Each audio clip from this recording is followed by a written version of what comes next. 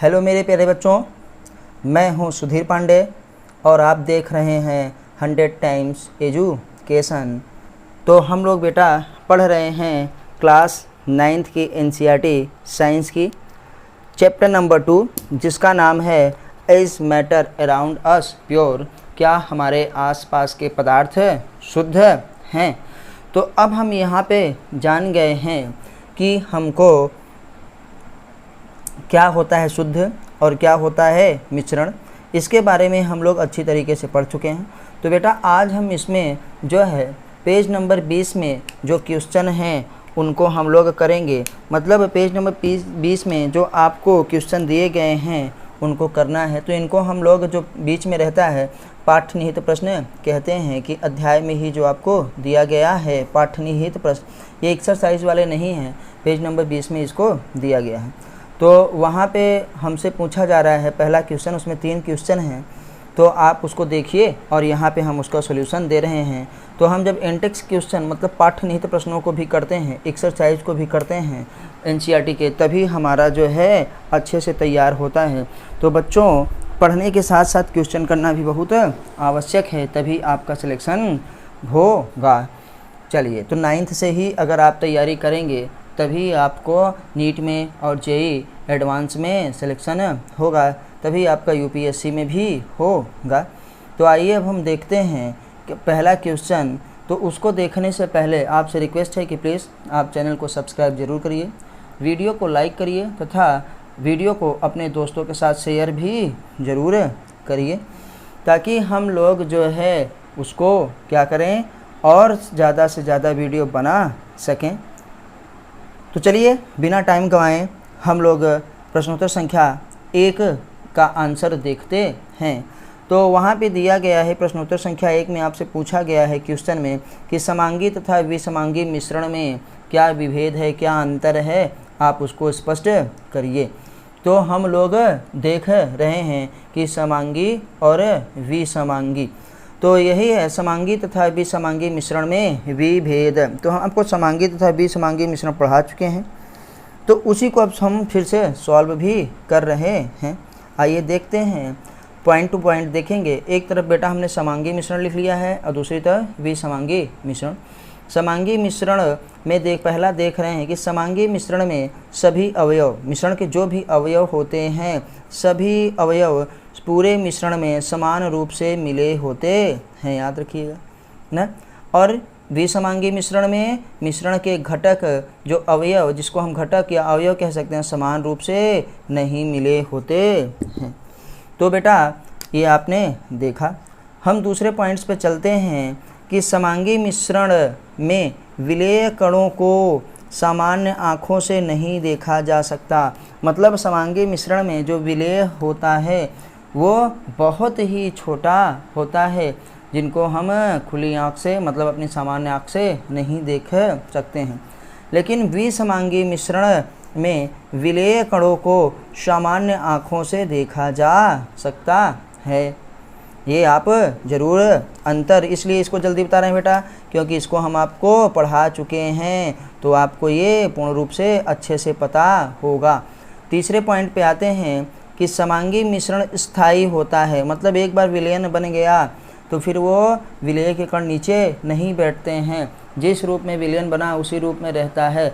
ज़रा सा ध्यान दीजिए कि जब हमारे पास शरबत बन जाता है तो शरबत में चीनी नीचे फिर नहीं बैठती है, तो मतलब वो स्थायी होता है। समांगी मिश्रण स्थायी होता है, अर्थात मिश्रण में विलेय के कण नीचे नहीं बैठते हैं, याद रखिएगा। फिर आते हैं हम विसमांगी मिश्रण अस्थायी होता है। इसमें देखिए विसमांगी मिश्रण अस्थायी होता है, अर्थात विलेय के कण नीचे बैठ जाते हैं। तो हम जान गए कि जो विलेय का कण है वो नीचे क्या है, इसमें बैठ जाता है, इसीलिए वो स्थायी नहीं माना जाता है।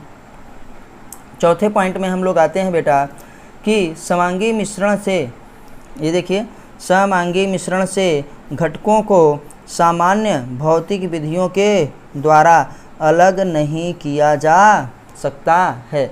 तो जो हमारे पास विलयन बन जाता है, जो समांगी मिश्रण होता है, उसमें हम क्या है, विलेय के कणों को छानन विधि के द्वारा अलग नहीं कर सकते, मतलब भौतिक विधियों के द्वारा हम कि छान के हटा दें न। तो इसका एग्जाम्पल जैसे उदाहरण क्या है, विलयन न। और मिश्र धातुएं भी एक प्रकार का विलयन ही है। ठोस में ठोस का ये मिश्रण होता है। और विलयन तो आप जान ही गए हैं। आइए, विसमांगी मिश्रण से घटकों को सामान्य भौतिक विधियों से पृथक किया जा सकता है, जैसे निलंबन न और क्या है, कोलाइड्स। पिछली वीडियो में ही हमने निलंबन को पढ़ा है और कोलाइड्स को भी पढ़ा है।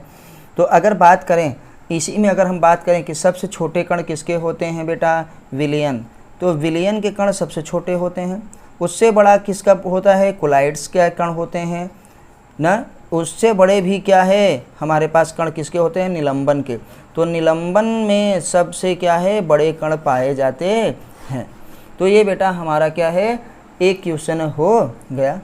आपको वीडियो कैसा लगा आप हमको कमेंट के माध्यम से ज़रूर बताइए, और चैनल को सब्सक्राइब करिए, वीडियो को लाइक करिए, अपने दोस्तों के साथ शेयर ज़रूर करिए। आप देख रहे हैं 100 टाइम्स। मैं हूं आपका साइंस टीचर सुधीर पांडे उर्फ क्या है, इटार सर। आइए अब हम नेक्स्ट क्वेश्चन देखते हैं बेटा।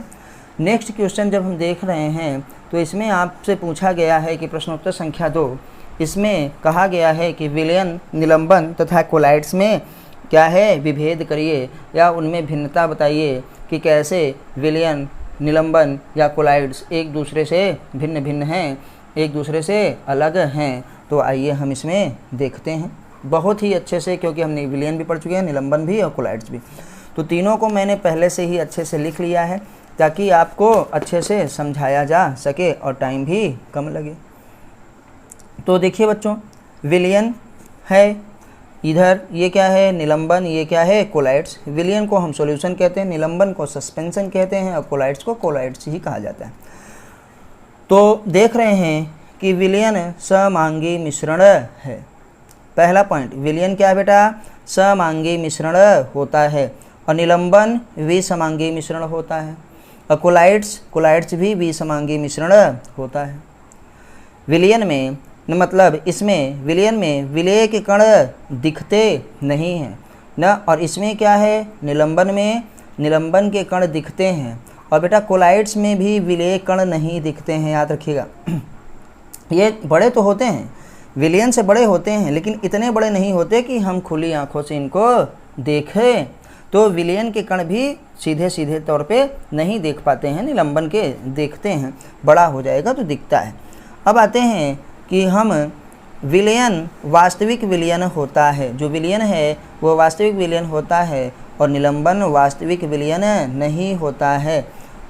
हम लोग कहते हैं कोलाइड्स में, कोलाइड्स भी वास्तविक विलयन नहीं होता है, वास्तविक नहीं होता है।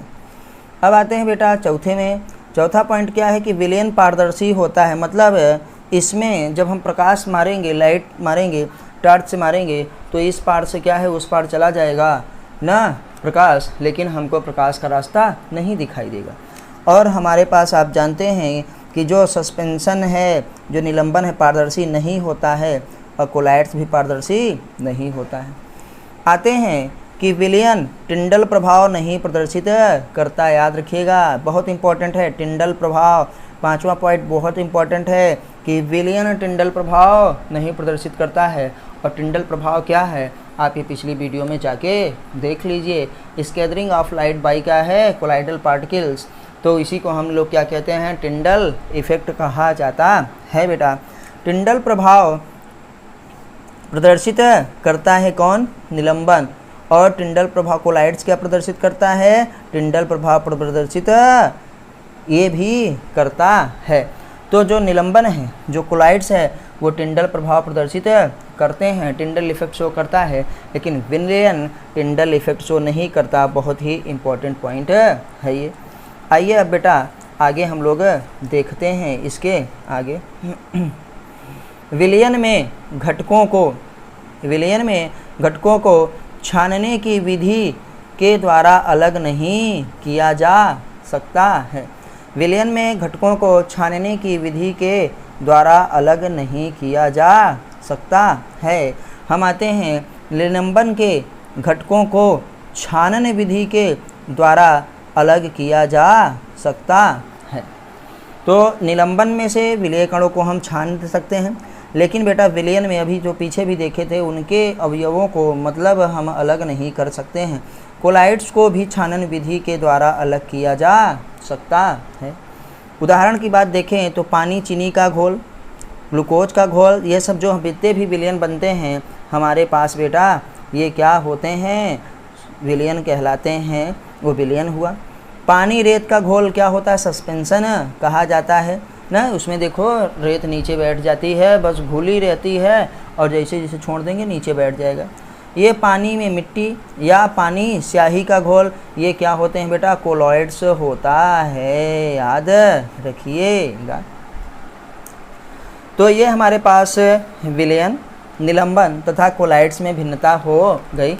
अब एक तीसरा आपको सवाल दिया गया है, उस सवाल को मैं पहले आपसे एनसीईआरटी से दिखाऊंगा और फिर जो है उसको ये बताऊंगा कि कैसे उसको सॉल्व करना है। तो क्लास 9th की एनसीईआरटी है ये बेटा, आप इसको ज़रूर पढ़िए और सारी किताबों को पढ़िए। किताब पढ़ने से ही सब कुछ आपको याद होगा।